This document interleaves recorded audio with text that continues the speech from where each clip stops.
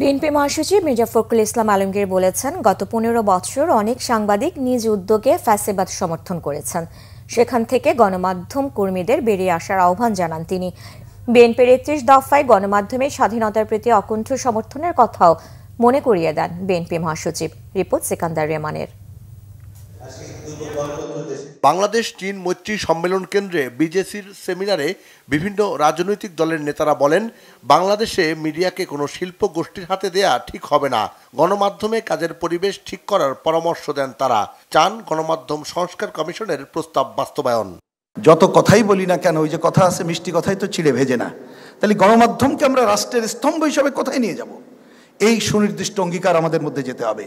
বেতন কাঠামো পুঁজিবাজারে তালিকাভুক্ত করার কথা বলা হয়েছিল, এইটার সাথে একমত হতে পারছি না, কারণ আমি জানি না পুঁজিবাজারে যে এইটা আমাদের সম্ভব কিনা। মিডিয়া একটা সামাজিক দায়বদ্ধ প্রতিষ্ঠান এবং এই প্রতিষ্ঠান কেবল ব্যবসার জায়গায় থাকলে, মালিকদের কর্তৃত্বে থাকলে, পুঁজির কর্তৃত্বে থাকবে, কেননা পুঁজি চালাচ্ছে, কিন্তু সেটার মধ্যে কতটা জবাবদিহির জায়গা আনা যায়। এবং আমরা বিশ্বাস করি যে যারা আগামীতে সরকার আসবেন তারা যাতে এই রিপোর্টটার আলোকে আমাদের এই ব্রডকাস্ট জার্নালিজমকে সঠিক পথে পরিচালিত করেন। আমাদের একদিকে যখন ওয়াচডগ বলা হয়, আরেকদিকে কিন্তু বলা হয় যেমন কুকুর তেমন মুগুর। ইংরেজিতে বলা হয় ওয়াচডগ, শুনতে ভালো লাগে, কিন্তু আমাদের বাংলায় আমরা কি বলি? তার মানে পিছনের দিকে তাকিয়ে কিন্তু খবরের কথা বলতে হবে, পিছন থেকে মুগুর পড়বে কিনা। এই মুগুরের ভয়ের মধ্যে তো স্বাধীন সাংবাদিকতা হবে না। সেমিনারে রাজনৈতিক দলের নেতারা বলেন, গণমাধ্যমে কর্মরতদের জীবন অনিশ্চিত হয়ে যাচ্ছে। মফস্বলের মিডিয়া কর্মীরা সুযোগ সুবিধা থেকে বঞ্চিত বলেও মত দেন তারা। বলেন, সোশ্যাল মিডিয়ার ভিউয়ের জন্য নানা ধরনের জিনিস সামনে এসে অস্থিরতা তৈরি হচ্ছে।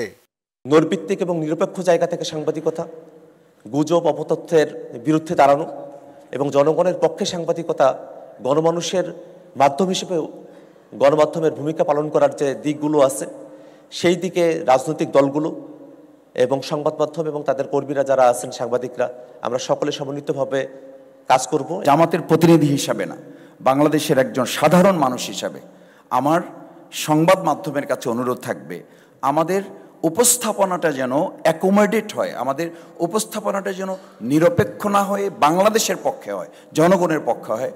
সাংবাদিকদের অবদান অনুযায়ী পারিশ্রমিক এবং যথাযথ সম্মানের প্রাপ্তিতে আইনি অধিকারের পক্ষে কথা বলেন বিএনপি মহাসচিব।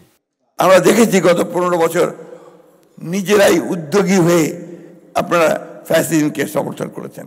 এটা আমাদের ঢাকা, এই দেশের মানুষের ঢাকা। তো সেই জায়গাগুলোতে আপনাদেরও কমিটমেন্টের প্রয়োজন আছে, যে আপনারা ওই জায়গাগুলো থেকে নিজেরা বাইরে থাকবেন, আপনাদের কমিটমেন্ট থেকে জনগণের কাছে আপনারা স্বাধীন সাংবাদিকতা করবেন। রাজনৈতিক দলগুলোর সাথে সাংবাদিকতাকে আলাদা করে রাখার কথা বলেন আলোচকরা। জুলাই গণ অভ্যুত্থানে নির্যাতিত সাংবাদিকদের কথা গুরুত্বের সাথে তুলে ধরেন নেতারা। সিকান্দার রেমান, বাংলা ভিশন, ঢাকা।